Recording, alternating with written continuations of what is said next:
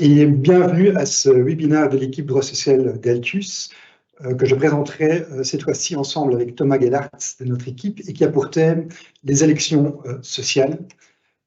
Maintenant, je pense que la plupart d'entre vous savent que sont les élections sociales, mais ne connaissent peut-être pas tous les détails du processus. Alors, ces élections sociales se tiennent, ça vous le savez, j'imagine, tous les 4 ans. De manière générale, c'est au mois de mai, sauf les dernières élections sociales, celles de 2020, avaient été postposées au mois de novembre à cause du Covid. Vous vous en souvenez sans doute. Cette année, en principe, plutôt l'année prochaine, en principe, il n'y aura pas de postponement, pas les élections à une date postérieure. On s'en tiendra au mois de mai, et plus précisément entre le 13 et le 26 mai. Alors, qu'est-ce qui se passe lors des élections sociales? Les travailleurs vont élire leurs délégués, donc les représentants des travailleurs au sein du conseil d'entreprise et du comité pour la prévention et la protection au travail. Et c'est un temps fort de la concertation sociale belge, car ces élections vont déterminer le rapport de force entre les syndicats pour 4 ans et également vont désigner vos interlocuteurs au sein du conseil d'entreprise ou du comité pour les 4 ans à venir. Ceux qui ont déjà parcouru cette procédure savent que c'est une procédure extrêmement formaliste où toute une série d'actions vont devoir être menées à des moments bien définis dans le cadre d'un calendrier préfixé. Ça fera pas mal de travail pour les RH en sus de leur travail habituellement. Sachez que vous n'êtes pas les seuls à devoir organiser les élections sociales en 2020 et on pense que pour 2024, les chiffres sont plus ou moins comparables. Plus de 7000 procédures ont été organisées pour l'élection des représentants des travailleurs dans le comité et presque 4000 procédures pour la désignation des représentants des travailleurs dans le conseil d'entreprise. Alors, qu'est-ce qu'on va faire pendant l'heure et demie qu'on va passer ensemble? On va d'abord regarder avec vous quelles sont les entreprises qui doivent obligatoirement organiser des élections sociales, et donc on va parler de seuil de travailleurs.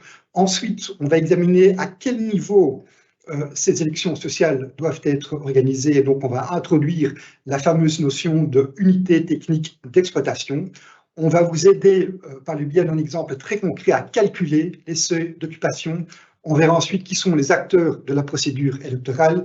Finalement, on va également jeter un coup d'œil sur ce fameux calendrier et mettre en exergue les grandes étapes de la procédure d'élection sociale. Et on va finir avec un nombre de take-away, de points d'action, des choses que vous devez savoir en préparant vos élections sociales. Alors, rentrons tout de suite dans le vif du sujet, et ça, je ne pense que ce n'est pas tout à fait nouveau pour vous. Qui est obligé d'organiser des élections sociales? Bien, ce sont les entreprises qui occupent habituellement et en moyenne 100 travailleurs. Celles-là vont devoir organiser des élections aussi bien pour le conseil d'entreprise que pour le comité. Les entreprises qui occupent en moyenne et habituellement 50 travailleurs vont devoir organiser des élections pour le comité de prévention et de protection au travail.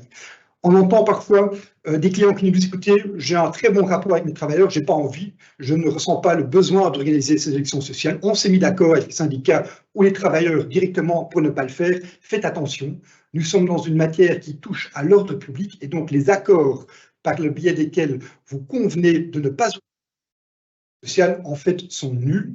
Qui plus est, un employeur qui ne organise pas les élections sociales alors qu'il est dans les conditions de devoir le faire peut être passible d'amende administrative ou pénale. Tu parles de simplement payer l'amende pénale ou administrative, l'entreprise sera également obligée de quand même encore organiser ces élections sociales.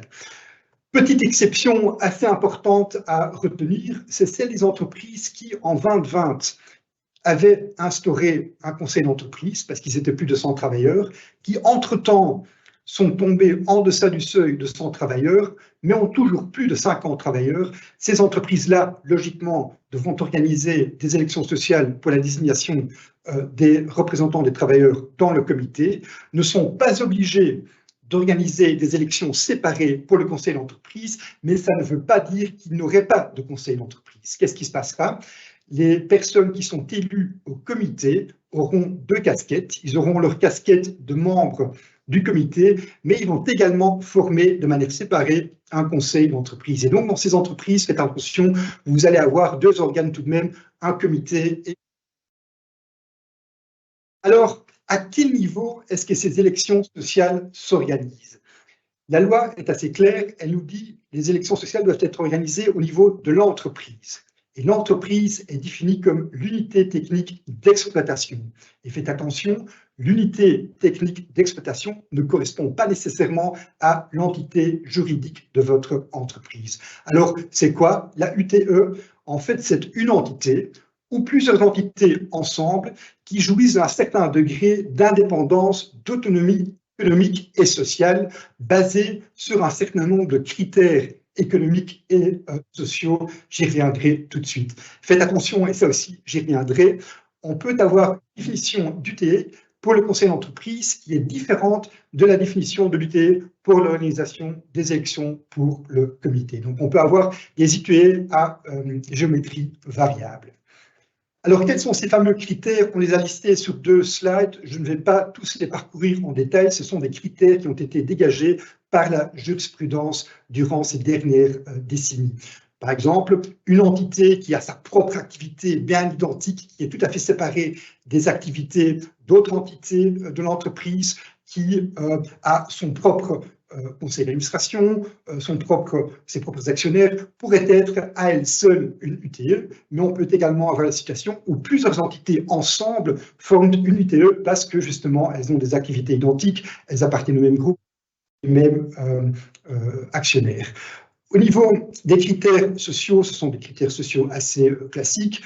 Est-ce que cette entité a sa propre politique du personnel ou bien est-ce que deux entités ont une politique du personnel identique ou complémentaire et ensemble une unité technique d'exploitation? Ce sont des choses à examiner. 2 remarques. Première remarque, c'est que un seul indice, un seul critère en lui-même ne suffit pas. En fait, on sera sur un faisceau d'indices. Et donc, c'est un peu l'image du puzzle. Chaque pièce en elle-même du puzzle ne vaut rien, mais lorsqu'on met toutes les pièces ensemble, il y a une image du puzzle qui va ressortir, et cette image sera celle d'une unité séparée ou d'une entité qui n'est pas séparée d'autres entités et qui va former avec ces autres entités une UTE ensemble. Peut-être juste s'arrêter sur un critère social. Deuxième remarque, peut-être, lorsqu'on est en présence des critères économiques et critères sociaux, ce sont toujours les critères sociaux qui vont prévaloir. Alors, regardons de près un critère social, celui de la proximité géographique. Pourquoi? Parce que c'est un critère où on a vu une certaine évolution de la jurisprudence. Jadis, en fait, c'était un critère assez important. Il était un peu de règle lorsqu'il y avait un éloignement géographique. Il y avait beaucoup d'arguments pour dire qu'on était en présence de UTE séparées et que donc 2 populations de travailleurs, par exemple ceux qui travaillent au siège central à Bruxelles et ceux qui travaillent dans une usine à Herstal, ne peuvent pas former ensemble une unité technique d'exploitation. Pourquoi? Parce que entre ces 2 populations de travailleurs, il y avait un éloignement géographique et donc quelque part un manque de cohésion sociale. On avait évalué la jurisprudence, et la jurisprudence se met de plus en plus sur le critère de est-ce que ces populations de travailleurs travaillent-elles ensemble? Ont-ils un contact régulier? Et le contact ne nécessite pas nécessairement un contact physique, mais peut également être un contact digital. De communication modernes font que des travailleurs qui parfois physiquement sont assez éloignés l'un de l'autre travaillent quand même de manière très intensive ensemble, ont beaucoup de contacts et qu'on considère que nonobstant l'éloignement géographique, bon, ces 2 entités peuvent former, les cas échéants, une seule unité technique d'exploitation. Donc soyez attentifs à cela. En ce qui concerne la détermination de l'UTE, on peut distinguer grosso modo 3 grands scénarios. Le premier, c'est l'unité technique d'exploitation correspond exactement à l'entité juridique. Premier scénario.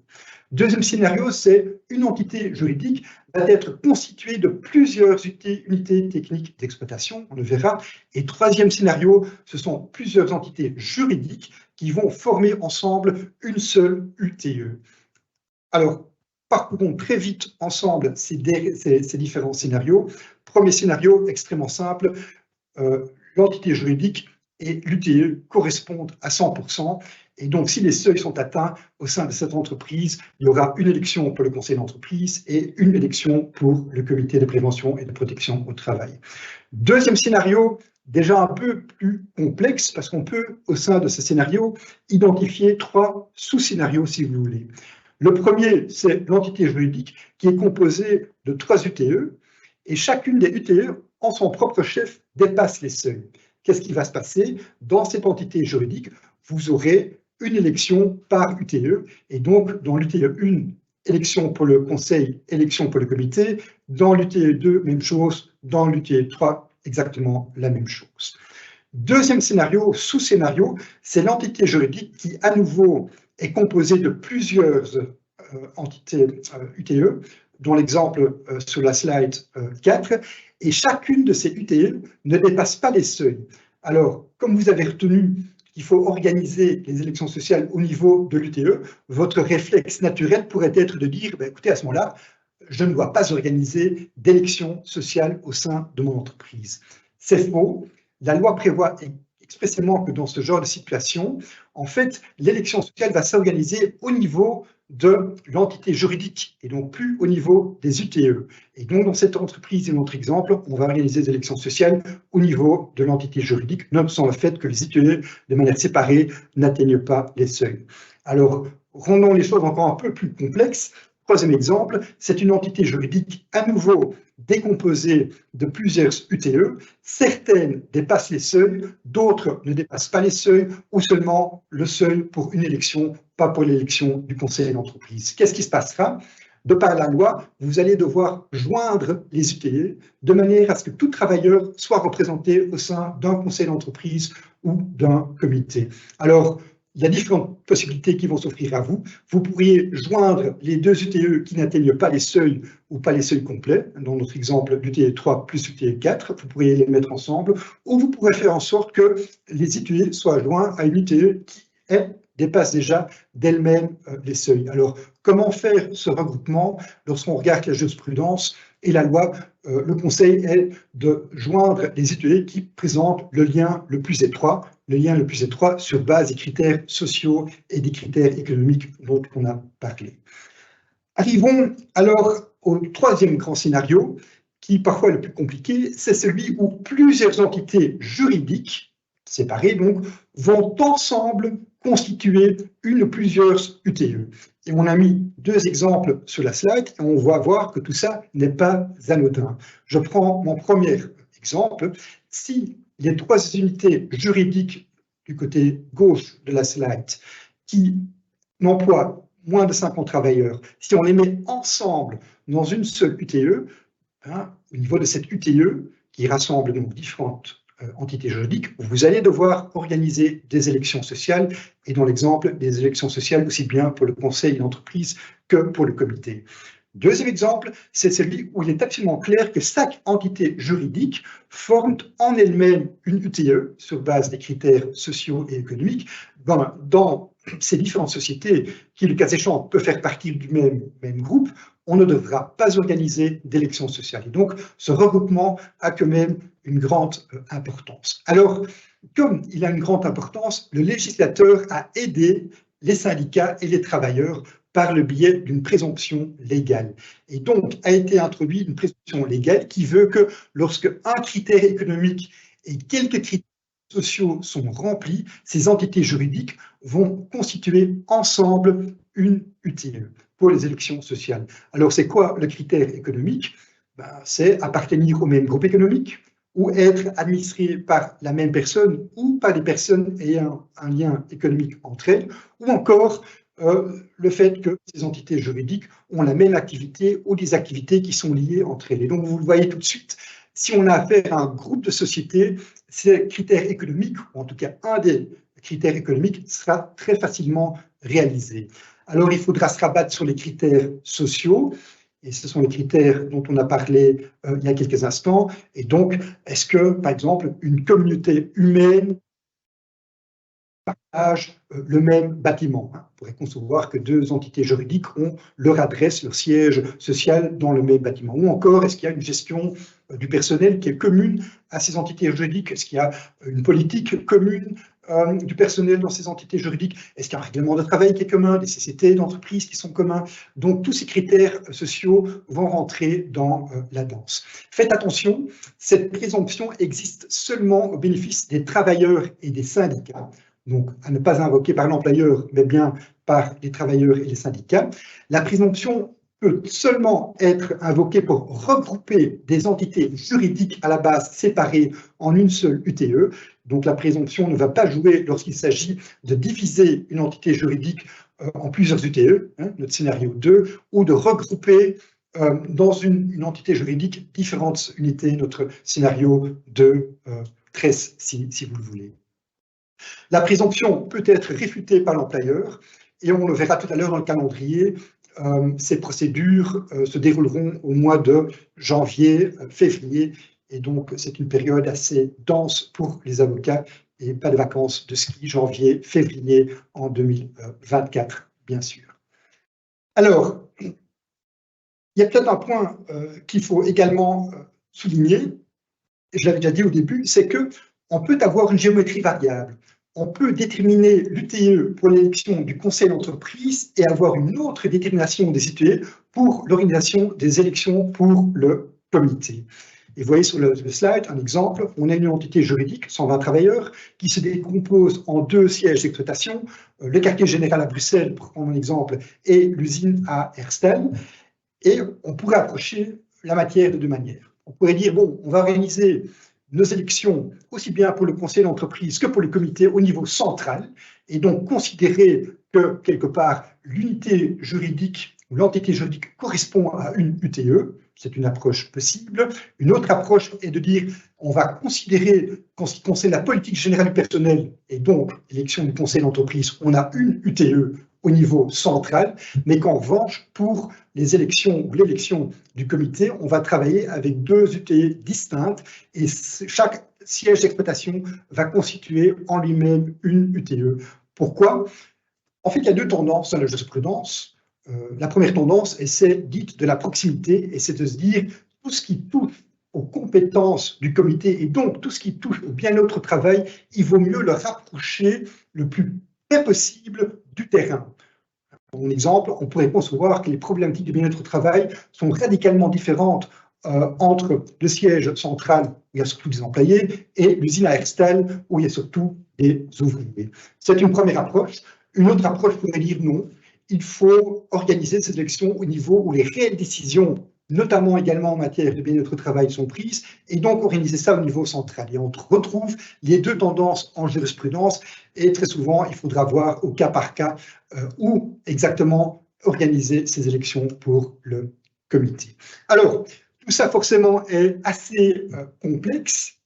Et donc, on a prévu un site web spécialement dédié aux élections sociales que vous allez pouvoir retrouver en passant par le site web général d'Altus, où vous allez trouver un outil qui va vous permettre de voir si au sein de vos groupes juridiques doivent être regroupés en UTE ou non, en un certain nombre de questions, et à la fin, vous aurez un résultat.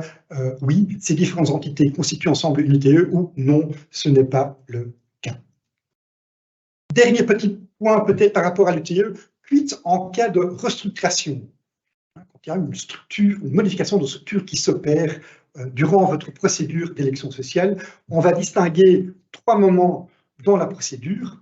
Si cette transformation, cette modification de structure, prenons l'exemple d'une cession de 2 divisions, vous allez vendre 2 divisions qui sont reprises par un repreneur, se passe avant la date X-35, qui est la date vous allez afficher et communiquer votre décision finale par rapport à la détermination des en tenir compte.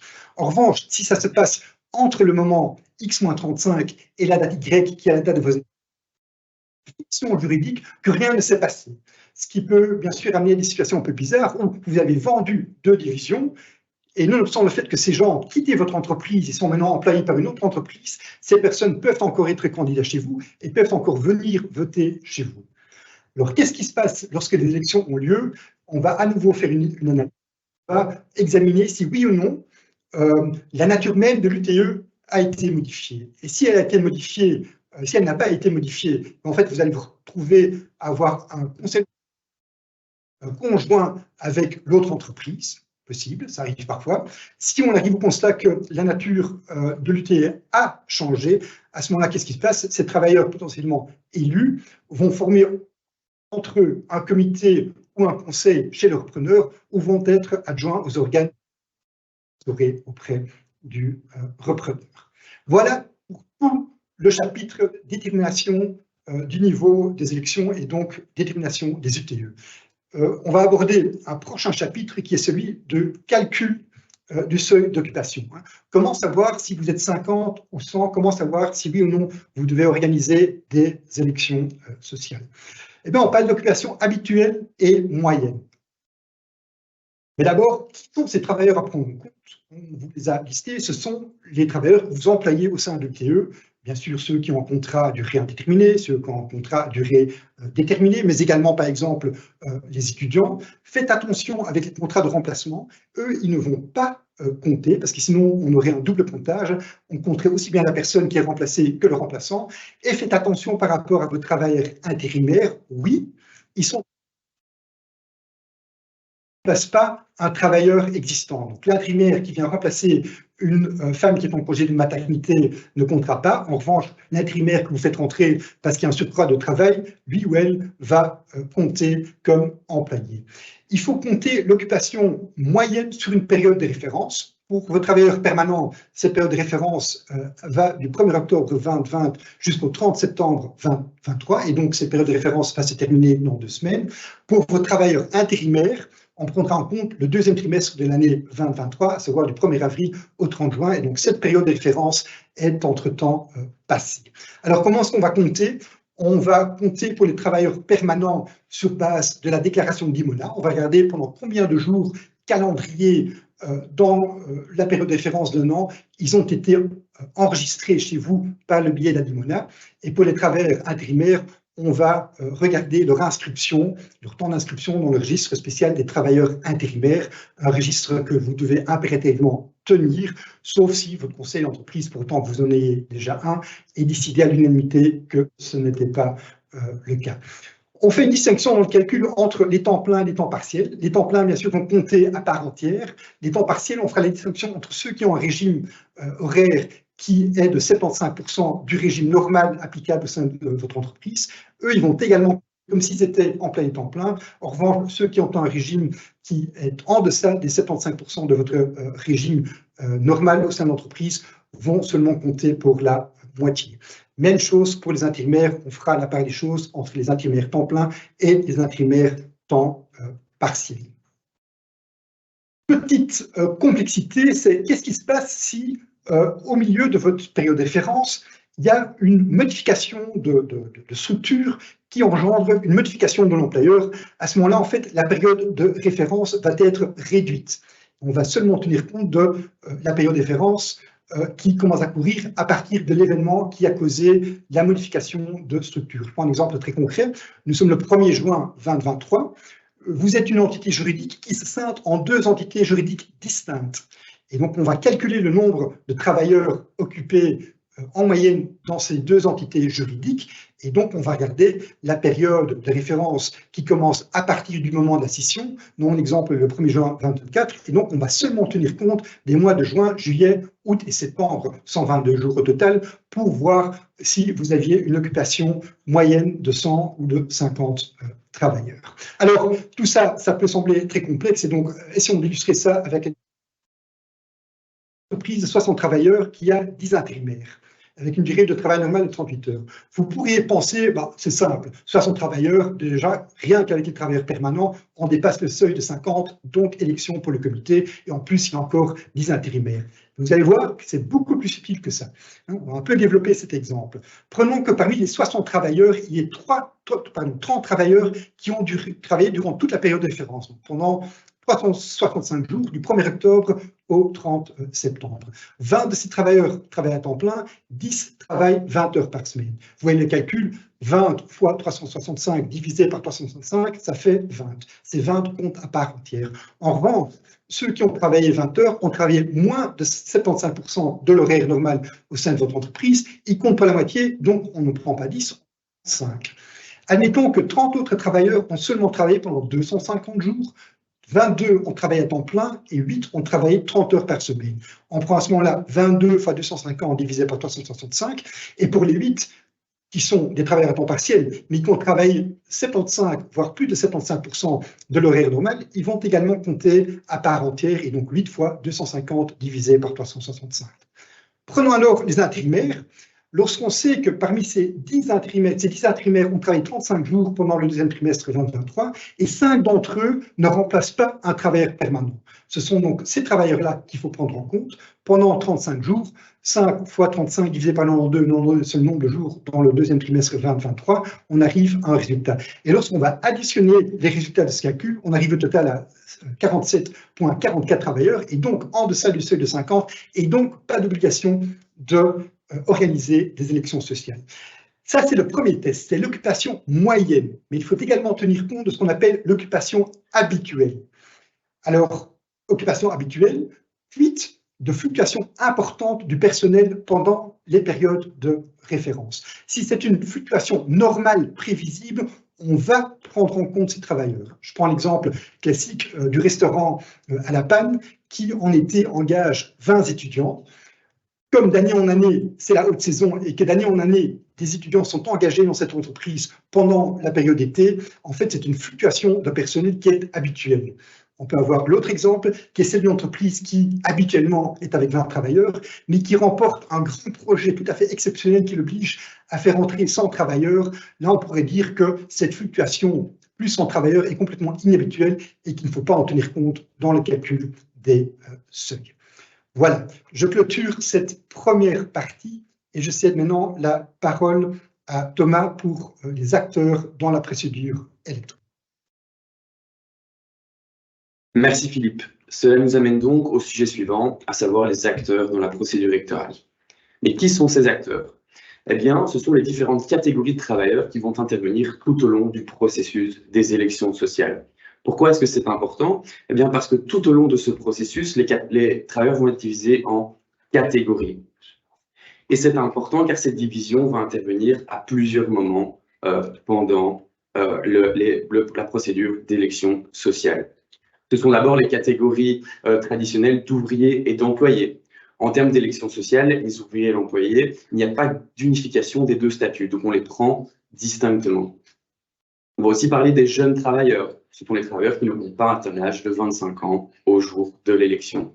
Donc on le verra, il y aura des listes de candidats ainsi que des listes électorales qui seront présentées tant pour les ouvriers, les employés que les jeunes travailleurs. Une quatrième catégorie de travailleurs peut également intervenir, elle concerne les cadres. Et cette catégorie de travailleurs n'est relevante que dans le cas du conseil d'entreprise et donc pas pour le CPPT, et à partir du moment où il y a au moins 15 cadres dans l'entreprise. S'ils sont moins, eh bien les cadres feront partie de la catégorie des employés. Mais qui sont ces cadres?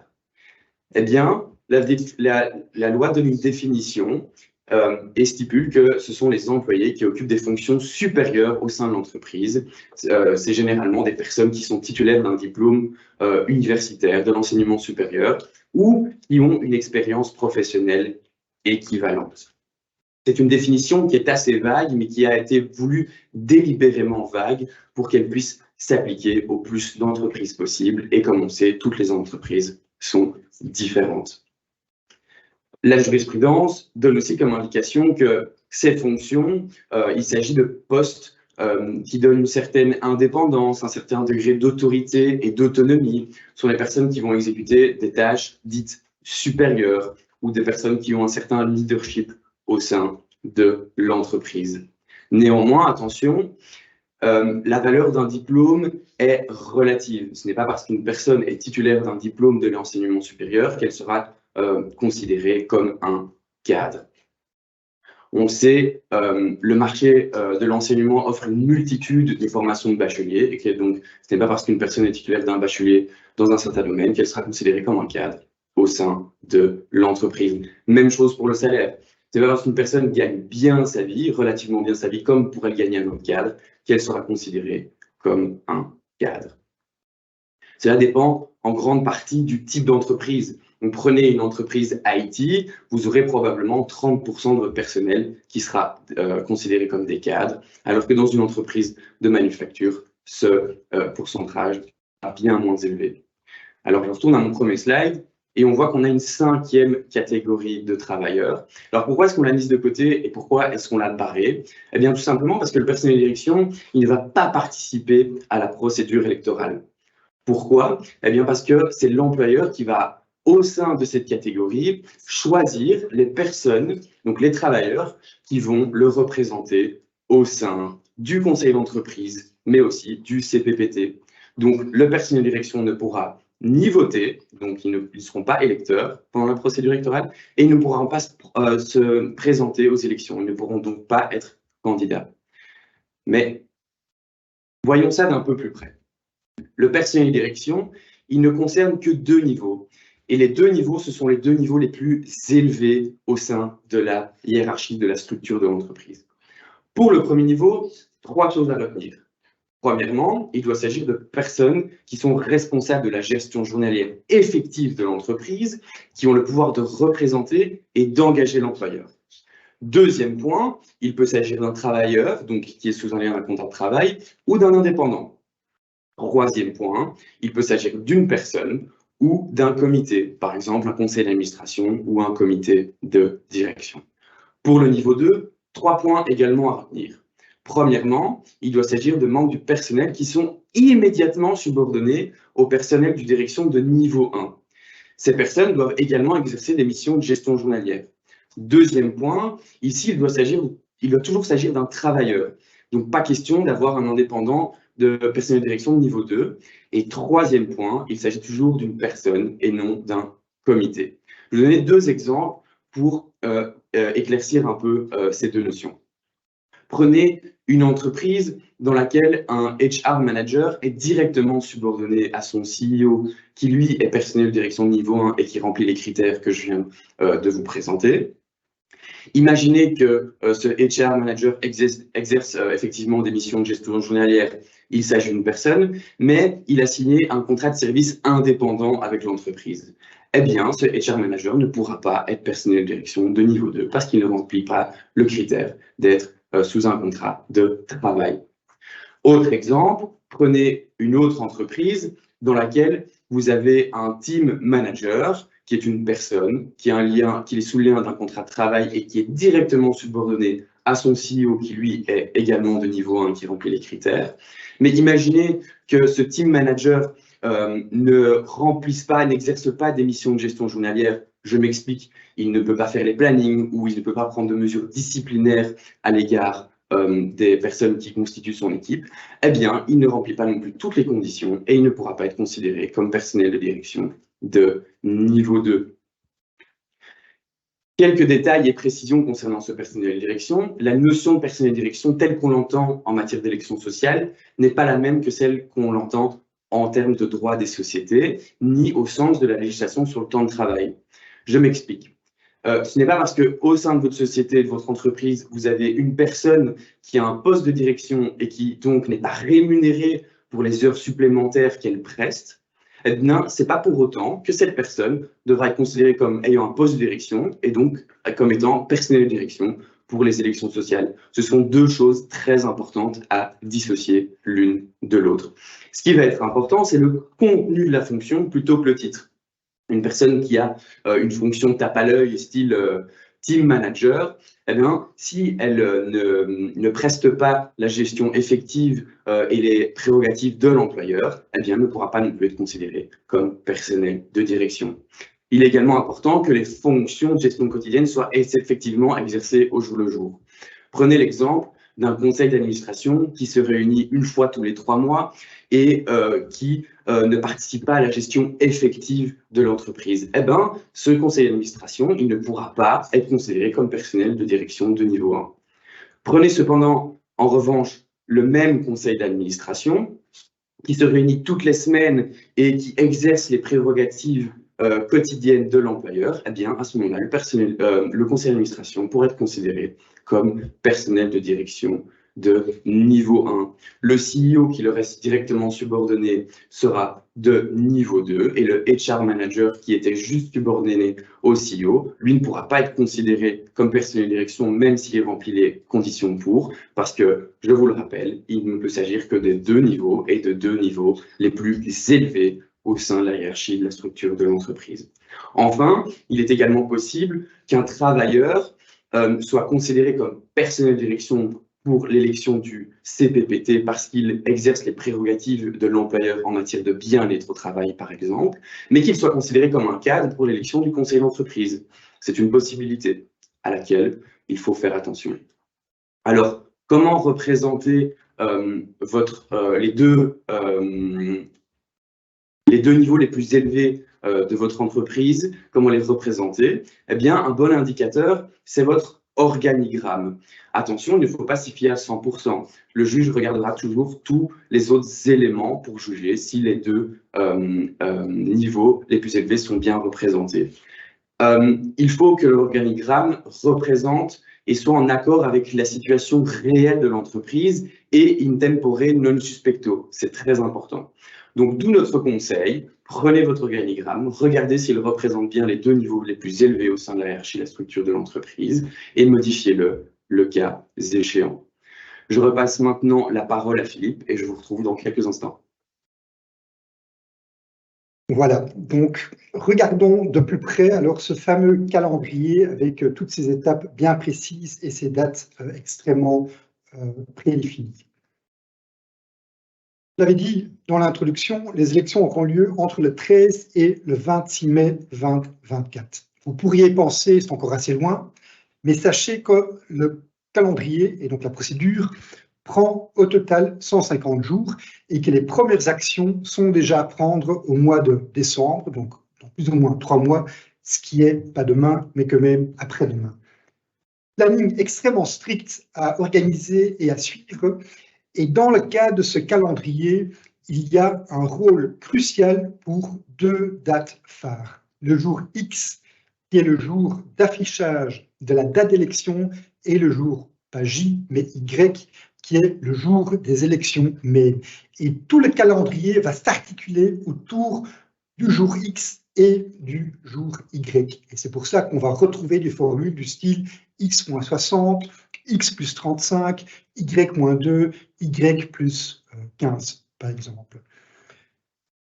Vous avez compris que lorsque vous dépassez certains seuils, vous allez devoir organiser des élections aussi bien pour le conseil d'entreprise que pour le comité. Ce sont deux processus d'élection, deux calendriers à suivre séparément, mais bien sûr, vous pouvez choisir exactement les mêmes dates pour vos élections, pour le conseil et pour le comité. Ceux qui ont déjà organisé des élections sociales savent que c'est un processus hautement administratif avec toute une série de communications à faire à des dates bien précises, des communications à vos organes déjà existants si vous en avez déjà, à vos travailleurs, aux organisations représentatives des travailleurs, donc les syndicats, et au SPF emploi. Maintenant, pour vous faciliter les choses, le SPF a mis en place, ou mettra en place, comme lors des élections précédentes, un e-box et une application web qui va vous permettre de télécharger toutes les informations à communiquer. Et le site web sera en principe online à partir de novembre 2023. Lorsque vous allez communiquer, vous allez devoir utiliser des formulaires préétablis qui sont prévus, fournis par le SPF, par le biais donc de modèles de formulaires. Afin de vous aider un peu, on a mis un outil sur notre site web pour lequel je fais à nouveau un peu de pub, à savoir la possibilité de personnaliser votre calendrier. Et donc, vous indiquez dans ce calendrier la date choisie par vous pour vos élections sociales. Et à ce moment-là, en fait, tout se mettra en place et vous verrez à quel moment exactement faire quoi.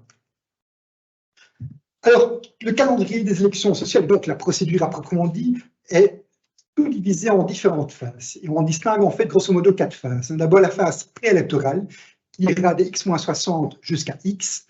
La phase électorale qui ira de X jusqu'à X plus 90. X plus 90, c'est en fait le jour J la date Y, le jour de vos élections.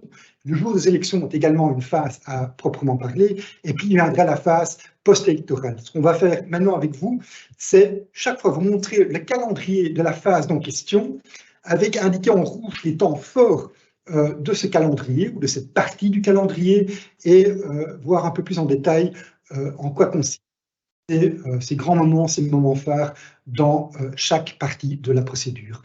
Alors, commençons tout de suite avec la phase préélectorale, X-60 jusqu'à la date X. X-60, c'est comme première date utile le 15 décembre. Ça peut être plus tard si vous avez choisi d'organiser vos élections, bien sûr, pas la première date utile, mais un peu plus tard. Mais donc, la première date utile serait le 15 décembre 20. Qu'est-ce que vous devez faire à X-60? Vous allez devoir communiquer vos premières informations au SPF, aux travailleurs, aux organisations représentatives, à vos organes déjà en place. J'y viens dans un instant. Deuxième temps fort de la phase préélectorale, c'est la date X-35. Première date utile ici, début janvier, plus précisément le 9 janvier. Là, vous allez communiquer la décision de l'employeur par rapport aux informations que vous avez données lors de la date X-60. Et troisième temps fort ou moment important de la phase préélectorale, c'est le début de la fameuse phase occulte à la date X-30, qui serait première date utile le 12 janvier. J'y reviendrai également. Alors, quelles sont ces informations que vous devez communiquer à la date X-60, donc à la moitié du mois de décembre? D'abord, il faudra communiquer sur votre décision par rapport à votre délimitation de l'UTE ou des UTE. Première information très importante à donner. Deuxième information à donner, c'est le nombre de travailleurs que vous employez par catégorie. Ouvriers, employés, jeunes, personnes de direction, cadres. Troisième information très importante est d'identifier ce que sont chez vous, Thomas vient d'en parler, les fonctions de personnel de direction. Donc, il s'agit vraiment maintenant de communiquer sur le contenu des fonctions. Quelles sont pour vous les fonctions de personnel de direction? Et à titre indicatif, vous allez donner les noms des personnes qui occupent ces postes de personnel de direction. Si vous organisez des élections pour le conseil d'entreprise, il faudra également donner les fonctions de cadre, plus la liste indicative des noms des personnes qui occupent ces postes, ces fonctions de cadre. Et puis, bien sûr, très important, vous allez communiquer sur ce qu'est pour vous la date X, donc la date à laquelle vous allez afficher la date des élections, et vous allez également communiquer ce qui est pour vous la date Y.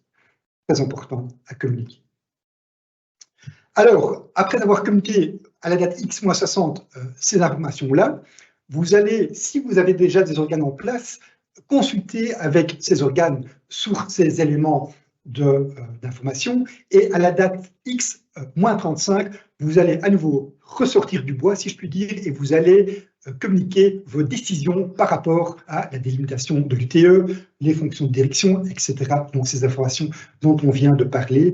Bien sûr, si on retourne vers le calendrier, vous allez voir qu'il y a des possibilités de la part des travailleurs ou de leurs représentants, donc des syndicats, de recours devant les tribunaux. Et on sera alors début de l'année prochaine.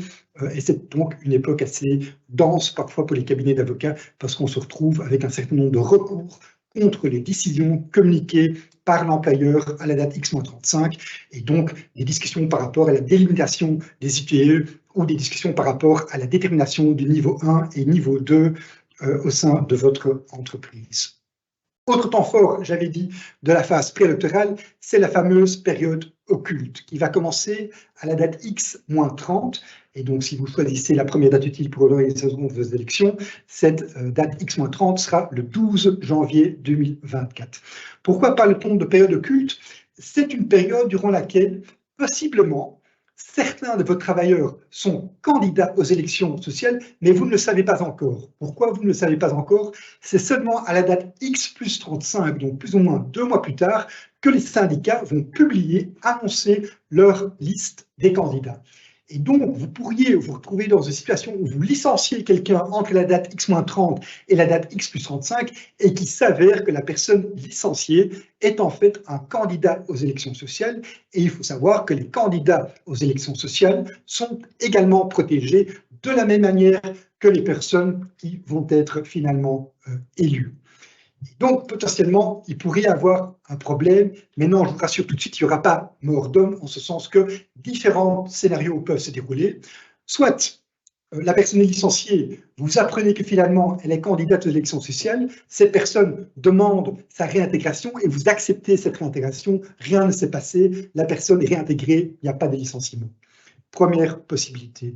Deuxième possibilité, c'est que la personne ne demande pas sa réintégration en ayant le délai imparti. Le délai imparti, c'est X plus 35 plus 30 jours. Et donc la personne a oublié ou est trop tard. À ce moment-là, en fait, la personne est définitivement licenciée, pas d'indemnité de protection à payer. Quel est le cas à risque? C'est le cas à risque où la personne demande sa réintégration et que vous, en tant qu'employeur, vous refusez cette réintégration. À ce moment-là, vous allez être passible du paiement de l'indemnité de protection, aussi bien la partie fixe que la partie variable. Et dans un worst case scénario, vous pouvez vous retrouver à devoir payer jusqu'à 8 ans de salaire. Donc faites attention, réfléchissez bien par rapport à de possibles licenciements encore à entreprendre dans les prochains mois et évitez de devoir licencier pendant la période occulte. Alors, on clôture la phase préélectorale et on rentre dans la phase électorale et je cède à nouveau la parole à Thomas. Il y a donc ensuite la phase électorale. Cette phase électorale, comme on l'a mentionné, elle s'étend du jour X au jour Y et elle constitue l'essentiel de la procédure. Étant donné qu'il s'agit de la phase la plus longue, on a décidé de la diviser en 3 parties. Une première partie sera consacrée aux annonces et aux communications à faire au jour X. Une seconde partie sera consacrée aux candidats et aux listes de candidats. Et enfin, une dernière partie sera consacrée à l'organisation pratique de ces élections. Vous verrez que chaque partie débutera par une ligne du temps. Alors commençons avec le jour X. À ce moment-là, et nous sommes aux alentours de la mi-février 2024, vous devrez communiquer un grand nombre d'informations et ces informations, vous devrez les avoir préparées au préalable. Et donc, comme vous le voyez sur le slide, c'est du costaud. C'est avant tout la date et l'horaire des élections, le calendrier électoral, le nombre de mandats, les personnes responsables de la distribution, les listes électorales provisoires, etc., etc. Un premier point sur lequel j'aimerais apporter votre attention, il s'agit de la possibilité de voter et de convoquer vos électeurs par voie électronique. Pourquoi est-ce que je m'attarde sur ce point maintenant? Eh bien parce que si vous n'avez pas d'accord au jour X concernant ces deux possibilités, eh bien vous ne pourrez pas procéder au vote électronique ou à la convocation des électeurs par voie électronique. Cette possibilité ne vous est offerte quand il y a d'accord avec le conseil d'entreprise, le CPPT ou à défaut de ces organes, la délégation syndicale. Si ces organes ne sont pas institués au sein de votre entreprise, vous ne pourrez pas non plus procéder au vote ou à la convocation par voie électronique. Passons directement alors au premier point qui doit être communiqué et affiché au jour X. Il s'agit de la date et de l'heure des élections. Cette date et ces heures, elles sont communiquées et déterminées par le conseil d'entreprise ou le CPPT. Lorsque ces organes ne sont pas institués dans l'entreprise, c'est l'employeur qui prend la décision. Donc vous, en tant qu'employeur, vous devrez faire en sorte que tous les travailleurs de votre entreprise puissent voter pendant leurs heures de travail. Et certains d'entre vous vont peut-être dire, oui, mais moi j'en ai plein des travailleurs qui bossent en dehors des heures de bureau ou qui travaillent de nuit. Qu'est-ce que je fais? Pas de panique. Vous pourrez procéder au vote par courrier ou vote par correspondance. Les deux notions sont similaires, donc parfois je vais dire vote par courrier ou vote par correspondance. Je parle évidemment de la même chose. Alors une question qui nous revient souvent est de savoir s'il est possible d'organiser plusieurs jours de vote. Mais la réponse est oui. Le principe veut cependant que les élections aient lieu sur une journée, mais si ce n'est pas possible, les élections peuvent avoir lieu sur plusieurs jours, même non consécutifs. Donc, vous pourriez imaginer faire un premier jour de vote le 15 mai, par exemple, et un second jour de vote le 18 mai. Pour ce faire, vous devrez avoir un accord du CE, du CPPT ou, à défaut, de la délégation syndicale.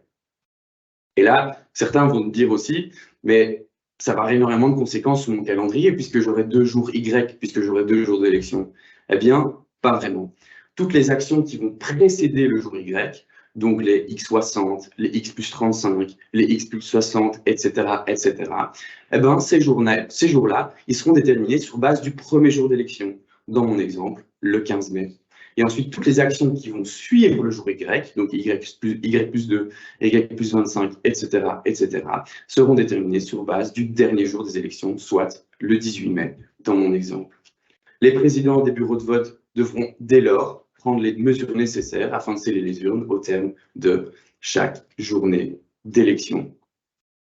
Un deuxième point qui devra être communiqué au jour X, c'est le nombre de mandats. Le nombre de mandats, c'est quoi? Ça va être le nombre de sièges qui seront à instituer au sein de chacun de vos organes. Eh bien, comment ce nombre est connu? Eh bien, il sera calculé en fonction du nombre de travailleurs qui seront occupés au sein de votre entreprise au jour X. Et la diapositive reprend toutes les possibilités en fonction du nombre de travailleurs que vous occupez. Ce nombre de mandats, il peut être augmenté. Dans quel cas? Eh bien, comme je vous le disais, lorsqu'il y a au moins 15 cas dans l'entreprise, une représentation distincte pour cette catégorie est prévue et seulement à nouveau pour l'élection du conseil d'entreprise. Donc, si vous avez entre 15 et 100 cadres, ce sera un mandat supplémentaire qu'on mettra dans le pot. Et au-dessus de 100 cadres, on ajoutera un deuxième mandat. Maintenant que vous savez combien de mandats sont attribués, à quelle catégorie de travailleurs, eh bien, ces mandats seront attribués. Donc, combien de mandats pour les ouvriers, combien pour les employés, etc. Une première règle dont vous devez vous souvenir, c'est qu'il faut regarder les jeunes travailleurs. Les jeunes travailleurs, lorsque vous en avez au moins 25 au sein de votre entreprise, ils seront présentés distinctement, ça vous le savez déjà, mais certains mandats, 1, 2 ou 3, leur seront attribués de manière forfaitaire et en priorité. Donc, ça, c'est vraiment important. Je peux comprendre que ça peut paraître flou dit comme ça, donc je vais vous présenter un exemple et vous verrez, ça ira mieux. Prenez une entreprise dans laquelle vous avez 260 travailleurs répartis comme expliqué sur la slide. Vous avez donc 6 mandats effectifs à attribuer. Qu'est-ce que vous regardez en premier? Les cadres, je viens de vous l'expliquer. Vous avez ici 18 cadres, donc on va rajouter un mandat supplémentaire, ce qui fait 7 mandats à attribuer. Qu'est-ce qu'on fait en deuxième lieu? Je viens de vous en parler aussi. On prend les jeunes travailleurs. Ici, on voit qu'on en a 27.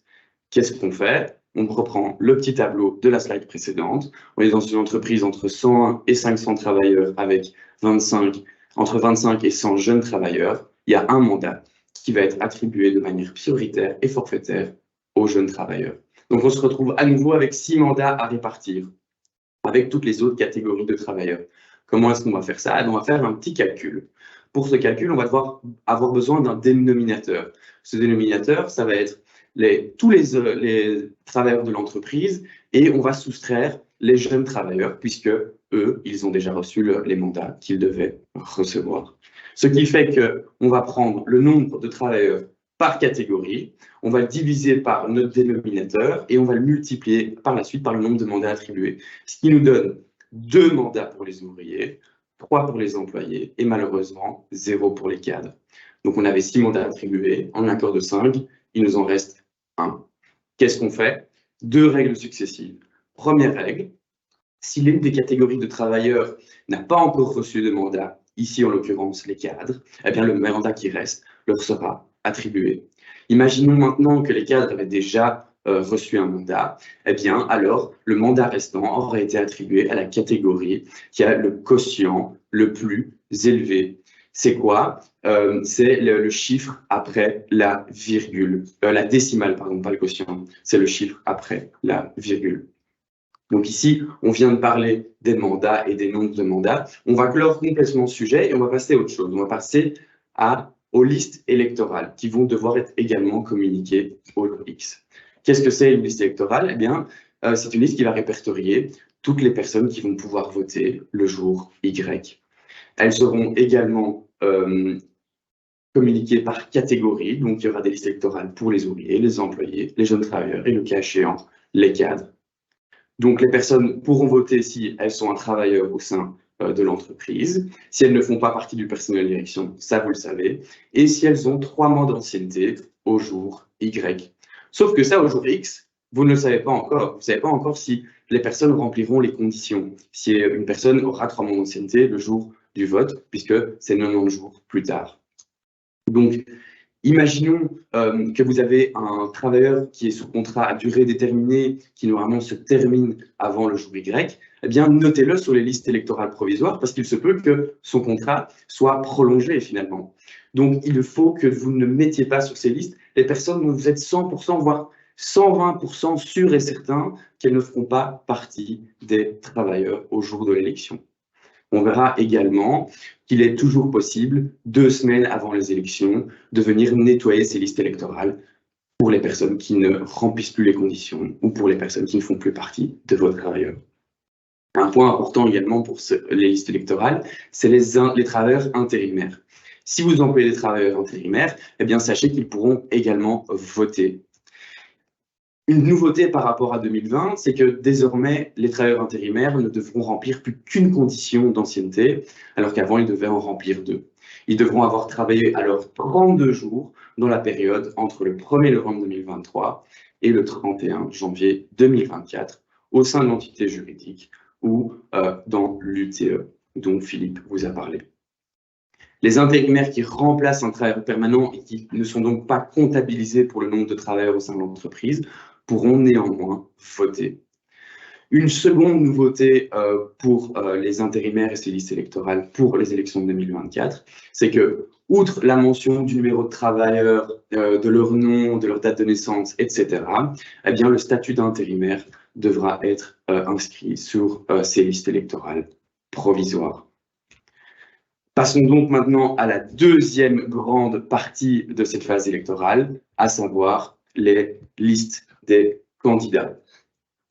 Alors, cette partie, on l'a également divisée en 4 phases. La première, on verra qui pourra présenter des listes de candidats. Ensuite, on verra qui peut se présenter comme candidat. En troisième lieu, on verra combien de candidats peuvent être présentés. Et enfin, nous verrons les possibilités laissées aux employeurs, aux électeurs et aux syndicats pour apporter des modifications à ces listes. Alors, au jour X+35, les listes de candidats sont soumises par les syndicats. En Belgique, il existe 3 syndicats et seuls ces 3 syndicats pourront soumettre des listes. Il s'agit de la FGTB, de la CSC et de la CGSLB. Une petite exception, et à nouveau, je vais vous parler de ces fameux cadres. Pour l'élection du conseil d'entreprise, toujours, et lorsqu'ils sont au moins 15, une liste distincte de candidats pourra être introduite pour cette catégorie de cadres par l'organisation représentative des cadres qui est la CNC ou par une liste interne des cadres qui devra être soutenue par au moins 10% d'entre eux. Ces listes sont soumises par courrier, qui sont remises à l'employeur ou par voie électronique via l'application web dont Philippe vous a parlé, d'où son importance. Une nouveauté également pour 2024, le nom des candidats pourra désormais être suivi de la lettre X et non plus seulement de la lettre M ou F. Alors, qui peut finalement se porter candidat et être inscrit sur ces listes? Pour ce faire, seuls les travailleurs qui ont entre 18 et 65 ans au jour des élections pourraient être candidats. Les jeunes travailleurs devront être âgés entre 16 et 24 ans, donc moins de 25 ans. Il faudra également être un travailleur du l'unité technique d'exploitation et appartenir à la catégorie pour laquelle on se présente. Donc un ouvrier ne pourra pas se présenter sur la liste des cadres, par exemple. Il faudra également avoir une certaine condition, remplir une certaine condition d'ancienneté, soit avoir 6 mois d'ancienneté ininterrompue au sein de l'entité juridique ou de l'unité technique d'exploitation, soit 9 mois de manière interrompue pendant la période de référence. Certaines catégories de travailleurs sont néanmoins exclues de ces listes de candidats. Il s'agit à nouveau du personnel de direction, je vous en ai déjà parlé. Il s'agit également du conseiller en prévention interne et des personnes de confiance, du médecin de travail et des travailleurs intérimaires. Donc ces travailleurs intérimaires, ils pourront voter, mais ils ne pourront pas être candidats aux élections.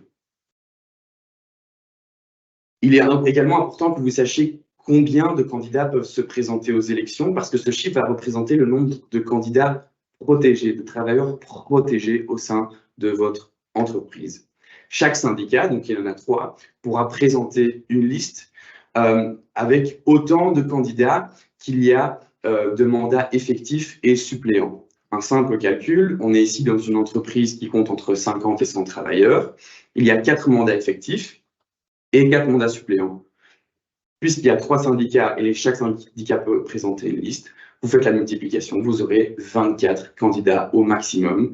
Et ces 24 candidats représenteront le nombre de travailleurs qui seront protégés. Donc on a répertorié sur un tableau le nombre de travailleurs total qui peuvent être présentés, et donc le nombre total de candidats et de travailleurs protégés. Vous allez me dire, oui, mais ce chiffre peut être énorme. Eh bien, gardez à l'œil que c'est toujours en proportion également au nombre de travailleurs au sein de votre entreprise. Nous allons voir également qu'il existe des possibilités pour contester ces candidatures. Qui peut contester les candidatures? Eh bien, cette possibilité est laissée à l'employeur, aux syndicats eux-mêmes et aux électeurs, dans 3 cas. Soit les conditions d'éligibilité ne sont pas remplies, soit il existe des irrégularités dans les listes de dépôt. Exemple, il y a trop de candidats qui sont présentés sur une même liste, ou en cas d'abus de voix. On parlera alors de candidature abusive. J'y reviens dans un instant. Pour contester ces candidatures, il faudra suivre une procédure qui est assez stricte. Les syndicats et les électeurs devront alors suivre une procédure de réclamation interne, et l'employeur pourra quant à lui former un recours devant le tribunal du travail, quoi qu'il arrive, mais le moment où il pourra former son recours dépendra s'il a eu effectivement une réclamation interne ou non au préalable. J'y reviens dans un second temps. Alors, qu'est-ce qu'une candidature abusive? Eh bien, il s'agit d'un travailleur qui se présente comme candidat aux élections dans le seul but d'empêcher un licenciement ou dans le but de bénéficier finalement de la protection contre le licenciement. C'est un travailleur qui se désintéresse totalement du dialogue social et de l'entreprise en même temps. Alors, la jurisprudence montre qu'il est difficile pour l'employeur d'invoquer qu'une candidature est finalement abusive. Et la charge de la preuve est très, très lourde. L'adage selon lequel nombreux ont trouvé la rue en marchant tend particulièrement à s'appliquer dans cette matière. Effectivement, ce n'est pas parce que vous avez un travailleur qui n'a jamais été syndiqué par le passé qu'il ne pourra pas, du jour au lendemain, se présenter comme candidat. Ce ne sera pas accepté par le tribunal pour considérer cette candidature comme abusive. Même le fait qu'un salarié ait déjà reçu plusieurs avertissements et qu'il se présente comme candidat aux élections, ben, le tribunal n'acceptera pas de la considérer comme abusive. Nous avons néanmoins vu, lors des dernières élections de 2020, certains cas assez intéressants dans lesquels les tribunaux ont accepté et ont considéré une candidature comme abusive. Il faudra alors vraiment qu'il s'agisse de situations où il est très clair que, par exemple, le travailleur a été élu aux dernières élections et que lors de son mandat, il n'a participé qu'à 1 ou 2 réunions, qu'en plus de ça, il est en maladie de longue durée, donc il est complètement désintéressé et il n'a plus rien à voir avec la vie de l'entreprise finalement, et que en plus de ça, il refuse sa réintégration au sein de l'entreprise. Et bien là, le tribunal a accepté que soit considérée cette candidature comme abusive. Même chose pour le travailleur qui se fait licencier et qui présente sa candidature dans l'heure. À ce moment-là, le tribunal considérera que c'est une candidature qui est abusive. Lorsque le tribunal considère une candidature comme abusive, elle est nulle, et donc le candidat ne pourra pas être remplacé sur les listes. Nous le verrons. Alors maintenant, comment contester une candidature? Quelle est la procédure? Alors, soit il y a une réclamation interne qui est intentée chez l'employeur par les électeurs, les syndicats ou les organisations représentatives de cadres, dans quel cas l'employeur envoie ses réclamations à l'organisation syndicale concernée. L'organisation syndicale peut ensuite modifier ou ne pas modifier la liste. L'employeur s'occupe d'afficher ce résultat. Et à ce moment-là, les électeurs, les syndicats, les organisations de cadres, ainsi que l'employeur pourront faire appel au tribunal. Imaginons maintenant qu'il n'y a pas de réclamation interne qui est intentée chez l'employeur par les électeurs ou les organisations représentatives. Eh bien, l'employeur pourra former recours auprès du tribunal pour la non-conformité de ces candidatures. Comme vous le voyez, les dates ne sont pas au même moment pour le recours de l'employeur. Si en fonction du fait qu'il y ait eu une réclamation interne chez l'employeur. Non. Alors, il y a deux moyens de modifier une liste, soit par la voie de contestation, comme on vient de voir, soit par le remplacement des candidats par les syndicats. Ce remplacement des candidats, il est possible que dans 5 cas. Soit le candidat, malheureusement, décède, soit le candidat travailleur démissionne de manière volontaire, soit le syndicat qui a présenté la candidature du travailleur démissionne. Encore une possibilité, c'est celle où le travailleur change de catégorie, donc il passe de la catégorie d'ouvrier à cadre, ou encore lorsqu'il y a un retrait de la candidature dans le délai imparti par le travailleur ou par le syndicat. Seule une candidature qui est valablement déposée pourra être remplacée. Donc, comme je vous le disais à l'instant, les candidatures qui sont considérées comme abusives ne pourront pas être remplacées. Le lendemain, 13 jours avant le jour des élections, les candidatures, les listes de candidats sont définitives et on ne peut plus rien y faire. Faut-il toujours mener la procédure électorale à son bout? Eh bien, la réponse est non. Il y a 4 cas dans lesquels la procédure s'arrête de manière totale. Soit, au jour X plus 35, aucune candidature n'a été introduite pour aucune catégorie de travailleurs, dans quel cas la procédure électorale s'arrête, on ne procède pas aux élections. Soit toutes les candidatures sont déclarées nulles par le tribunal, ou toutes les candidatures sont retirées. Il s'agit de cas exceptionnels, mais il nous paraissait important de vous les mentionner. L'arrêt de la procédure peut également être total lorsqu'un syndicat a introduit une liste avec moins de candidats que de mandats. Dans ce cas, les candidats seront automatiquement élus et donc il n'y aura pas besoin de procéder à l'élection de ces candidats. Ces candidats jouissent tout de même de la protection. Ensuite, la procédure électorale peut s'arrêter de manière partielle. Reprenez mon exemple de tout à l'heure concernant l'attribution des mandats et l'entreprise avec 260 travailleurs, si je ne m'abuse. Vous aviez 2 mandats qui devaient être attribués aux employés, aux ouvriers, 3 aux employés, 1 au cadre et 1 aux jeunes travailleurs.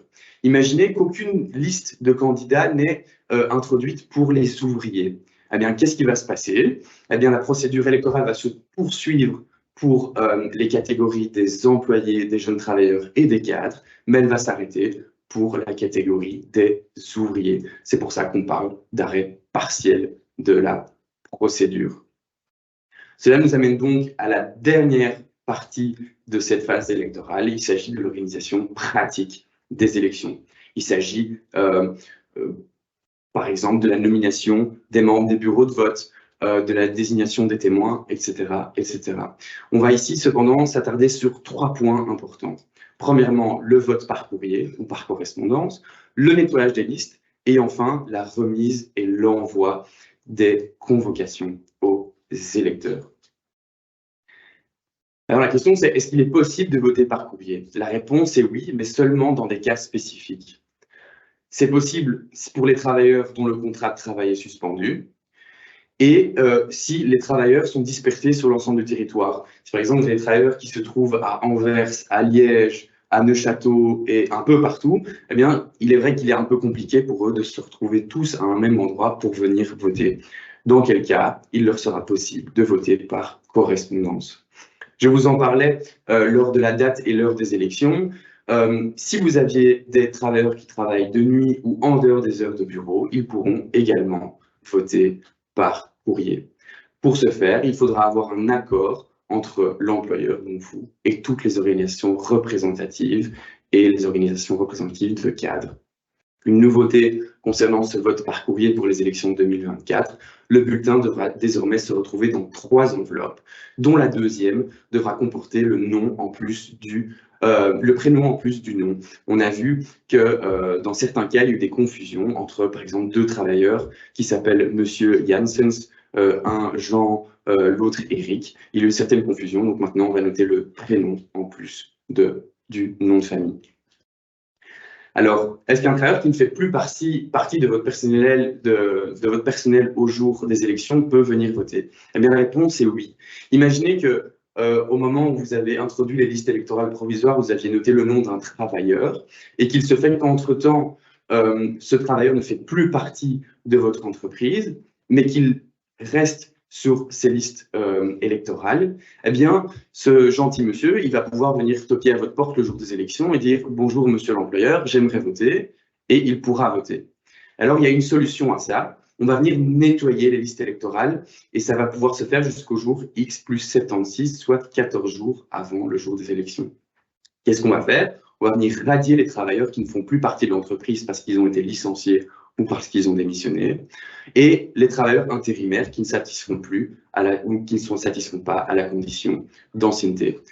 Pour pouvoir procéder à ce nettoyage des listes électorales, il vous faudra un accord unanime du conseil d'entreprise, du CPPT ou en l'absence de ces organes, il vous faudra un accord avec tous les membres de la délégation syndicale. Le lendemain, soit au jour X plus 77, les listes sont également définitives et on ne peut plus rien faire. Et last but not least, comment est-ce que ces électeurs sont convoqués au vote? Eh bien, le principe veut que l'employeur remette de manière physique une lettre de convocation aux travailleurs qui sont présents dans l'entreprise. Il se peut néanmoins que certains travailleurs ne soient pas présents. Qu'est-ce qu'on fait? Alors, cette convocation leur est envoyée par lettre recommandée ou par tout autre moyen. Donc, ça peut être une lettre normale. Cependant, vous devrez pouvoir prouver que cette lettre a été envoyée et bien réceptionnée par l'électeur. Si vous ne pouvez pas prouver ces deux points, eh bien, vous devrez envoyer la lettre par lettre recommandée. Une nouveauté pour les élections de 2024, la loi stipule désormais que les électeurs peuvent être convoqués au vote par voie électronique si ils ont une adresse email professionnelle ainsi qu'un accès à un PC de l'employeur sur leur lieu habituel de travail. Attention, ici on ne parle pas du vote électronique, on parle bien de la convocation au vote par voie électronique. Ce sont deux choses à bien dissocier. Alors, pour pouvoir procéder à cette convocation par voie électronique, vous devrez également avoir un accord au jour X, comme je vous en parlais au tout début de cette phase électorale. Voilà, qui en termine avec cette longue phase électorale qui, je l'espère, vous semble plus claire à présent. Je vous remercie pour votre écoute et je repasse définitivement la parole à Philippe. Voilà, on arrive au fameux jour Y qui est le jour de vos élections. Grande fête, je dirais. Alors, qu'est-ce qui se passe au jour Y? Tout d'abord, il faut savoir que vos travailleurs ne sont pas obligés de venir voter. Il n'y a aucune obligation de vote, ce qui est un peu différent par rapport aux élections législatives où, à tout le moins, on est obligé d'y aller, pas nécessairement de voter. Ici, pas d'obligation de vote. Vous aurez, Thomas l'a expliqué, vous aurez bien préparé le jour des élections, vous aurez prévu des bureaux de vote, vous aurez nommé un ou plusieurs présidents de bureaux de vote, des assesseurs, les témoins sont là, vous avez préparé les urnes, vous avez préparé les listes des électeurs et vous avez préparé les bulletins de vote selon un modèle de l'SPF emploi. Ces bulletins de vote sont pliés en 4 et sont chaque fois tamponnés. Alors, les travailleurs peuvent voter de différentes manières. Lorsqu'ils votent, ils peuvent voter pour la liste, en sens entièreté, ou bien ils peuvent voter pour un ou plusieurs candidats à titre individuel. Mais attention, lorsqu'ils votent pour plus de candidats qu'il n'y ait de mandat à pourvoir, leur vote est considéré comme un vote pour la liste. Alors, concrètement, comment voter? Ça a déjà été expliqué très brièvement. Les personnes, les travailleurs peuvent voter pendant les heures de travail en étant là physiquement, donc voter en présentiel. Ils se rendent aux urnes et ils glissent leur bulletin de vote dans les urnes.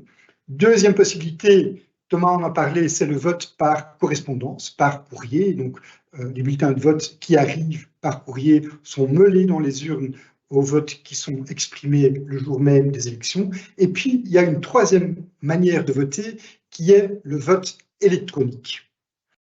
Alors, c'est quoi le vote électronique?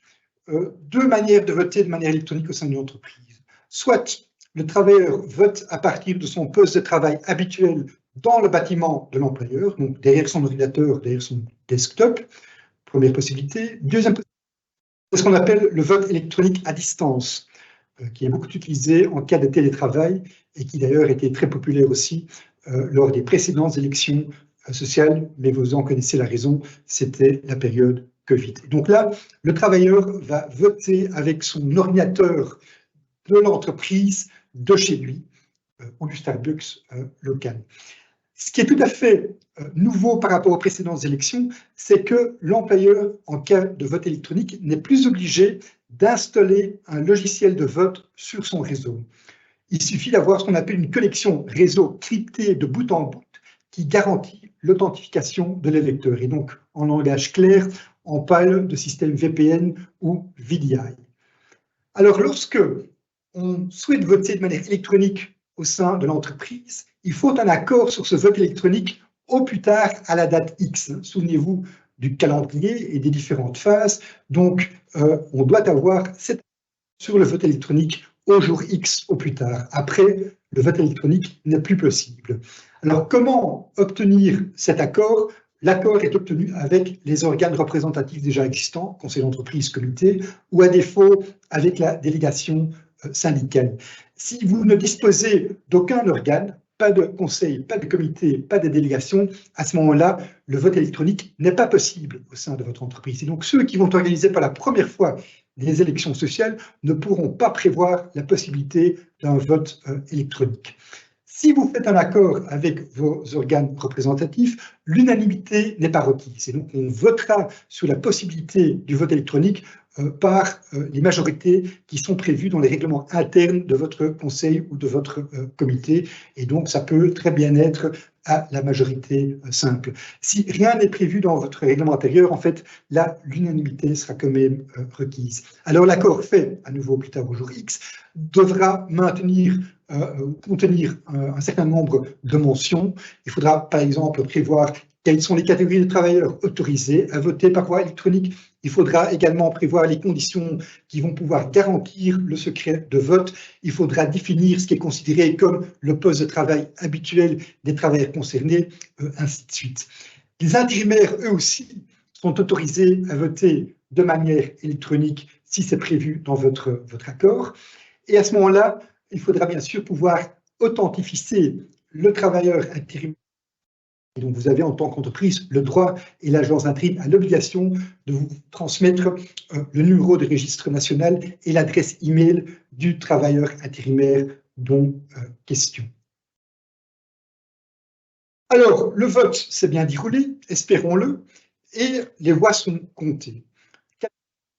Que va faire le bureau de vote, le président, les assesseurs, sous le vigilant des témoins? Ils vont rédiger un procès-verbal qui va reprendre un certain nombre de mentions.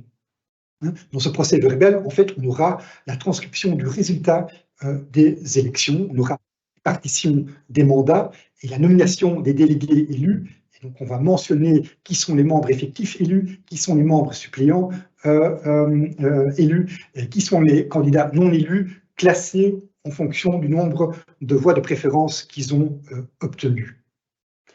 Alors, avant, et ça c'est une nouveauté, avant, la moindre erreur matérielle dans le PV nous conduisait à aller devant le tribunal et de demander au tribunal de bien vouloir modifier, de corriger le cas échéant l'erreur matérielle dans le PV. En fait, lorsqu'il s'agit de simples erreurs matérielles, depuis la nouvelle loi, les nouveaux arrêtés royaux, et donc à partir des élections 2024, il ne faudra plus passer par un tribunal. Les parties pourront, de commun accord, modifier de simples erreurs matérielles dans le PV d'élection. Mais faites attention, on parle de simples erreurs matérielles. Donc, s'il s'agit d'une erreur qui va réellement affecter le classement ou la protection contre le licenciement de candidats élus ou non élus, passer devant le tribunal pour analyser cette modification, les cas échéants.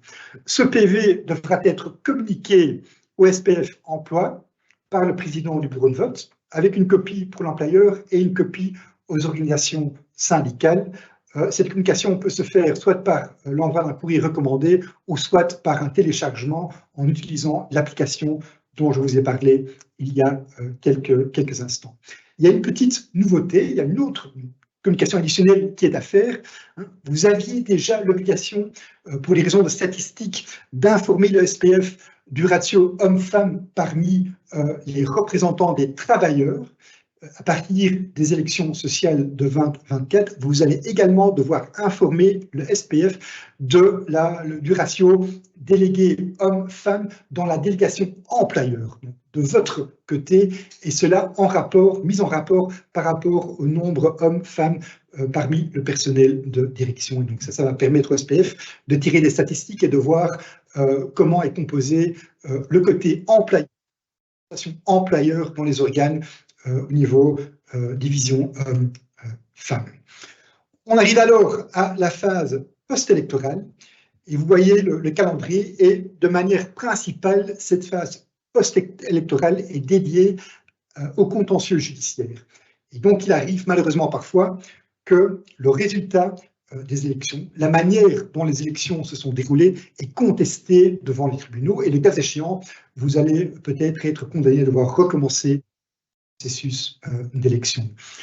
Nous, on va s'attarder sur deux moments importants, mais très très vite. C'est le jour Y+2, parce que ça, c'est le jour où vous allez afficher au sein de l'entreprise les résultats de l'élection même, et donc les travailleurs vont être informés des résultats de l'élection, et vous allez devoir faire ça moyennant un formulaire obligatoire qui est d'ailleurs un nouveau formulaire. Très important également à retenir, c'est la date Y+45, dont la première date utile sera le 27 juin 2024, donc plus ou moins un mois et demi après les élections.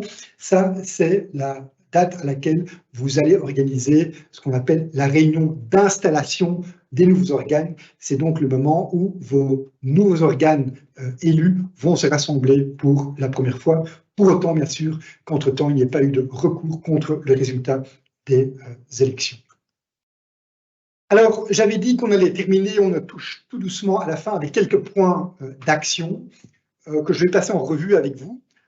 Premier point d'action, c'est bien sûr la délimitation des unités techniques d'exploitation. Vous vous souvenez sans doute que, première information, X-60, donc moitié du mois de décembre, c'est très important parce que ça détermine auquel vous allez organiser vos élections sociales. Et donc, je pense que le temps est réellement venu que de manière stratégique, vous réfléchissiez à comment est-ce qu'on va organiser ces élections, à quel niveau est-ce que ces élections vont avoir lieu au sein de notre entreprise. Est-ce qu'on aura seulement une UTE? Est-ce qu'on aura plusieurs UTE, aussi bien pour le conseil que pour le comité? Est-ce qu'on est dans une position où il faut quand même réfléchir à joindre plusieurs entités juridiques de notre groupe, les mettre ensemble pour former une UTE? Donc toute une série de questions auxquelles il faut apporter une réponse, parce que à la date X-60, vous allez sortir du bois par rapport à cela. Deuxième point d'attention, point d'action, c'est le calcul de vos seuils. La période de référence pour les intérimaires est terminée, et donc vous pouvez déjà aujourd'hui calculer le nombre d'intérimaires à prendre en compte pour le calcul de votre seuil. Et peut-être pour répondre à une petite question qui est venue, c'est vraiment le deuxième trimestre de l'année 2023 qui est à prendre en compte. Et donc, si on est dans une situation où, pendant ce deuxième trimestre, vous avez employé 0 intérimaire, il y aura 0 intérimaire à prendre, même si pendant le premier trimestre ou le troisième trimestre, vous avez eu 100 intérimaires dans votre entreprise. C'est seulement le nombre moyen et habituel employé pendant ce deuxième trimestre 2023. La période de référence pour le calcul par rapport à vos travailleurs permanents va s'écouler bientôt. Si on s'était parlé un peu plus tôt, j'aurais pu vous dire, écoutez, c'est peut-être le moment de faire certains remaniements afin d'influencer le calcul de votre moyenne. Mais non, on est plus ou moins à 2 semaines de la fin de la période de référence. Je pense qu'il sera très difficile encore de faire quelque chose pour vraiment influencer de manière radicale le calcul de vos seuils.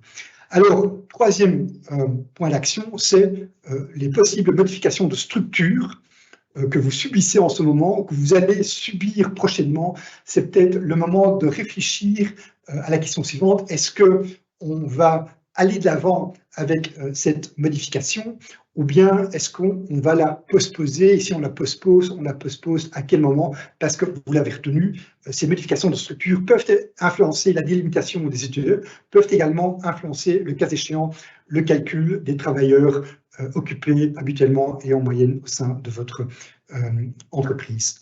Quatrième point d'attention, c'est le personnel d'érection dont Thomas vous a entretenu très longuement. Là aussi, vous devez tout doucement rentrer dans une réflexion stratégique par rapport au niveau 1 et niveau 2, et peut-être que ici et là, il y a encore des remaniements qui peuvent être faits afin de s'assurer que certaines personnes soient effectivement niveau 1 ou niveau 2, ou peut-être contrairement, que certaines personnes ne font pas partie de ce numéro 1 ou de ce niveau 1 et de ce niveau 2. Et puis finalement, dernier point d'attention ou peut-être d'action, c'est de possibles licenciements auxquels vous êtes en train de réfléchir. Je vous ai expliqué que la période occulte va débuter début du mois de janvier, et licencier quelqu'un pendant la période occulte peut être potentiellement dangereux, et donc c'est aussi le moment de bien réfléchir à certains licenciements que vous aimeriez ou que vous devez encore faire dans les jours, semaines et les mois suivants. Voilà, ça m'amène vraiment à la fin de ce webinaire. Peut-être encore un peu de pub pour notre site web spécifiquement dédié aux élections sociales. Comme indiqué, vous allez trouver 2 instruments que je pense sont extrêmement utiles, mais également d'autres choses comme les news flash qu'on a publiés dans le passé, qu'on continue de publier, qu'on va publier par rapport aux élections sociales, ainsi qu'une liste des questions qui sont fréquemment posées par nos clients. Et donc, en quelque sorte, vous aurez un avis juridique quasi gratuit en fréquentant notre site web. Je vous remercie pour votre attention. Si vous avez des questions, bien entendu, n'hésitez pas à nous contacter, et je vous souhaite en tout cas beaucoup de courage et beaucoup de succès lors de l'organisation de vos élections sociales. Et je vous donne rendez-vous pour un prochain webinaire, que ce soit avec l'équipe droit social, ce sera en décembre, où on va passer en revue ce qui s'est passé l'année 2023 et on regardera un peu ce qui pourrait se passer pendant l'année 2024. Mais il y a également d'autres départements de notre cabinet qui organisent des webinaires très intéressants. Vous trouvez la liste sur les slides. Et comme d'habitude, ces slides vous seront envoyés par email après ce webinaire, et vous pourriez également réécouter et regarder à nouveau les webinaires aussi bien en néerlandais qu'en français sur notre page ou notre canal plutôt YouTube. Bonne journée, au revoir, à une prochaine fois, merci.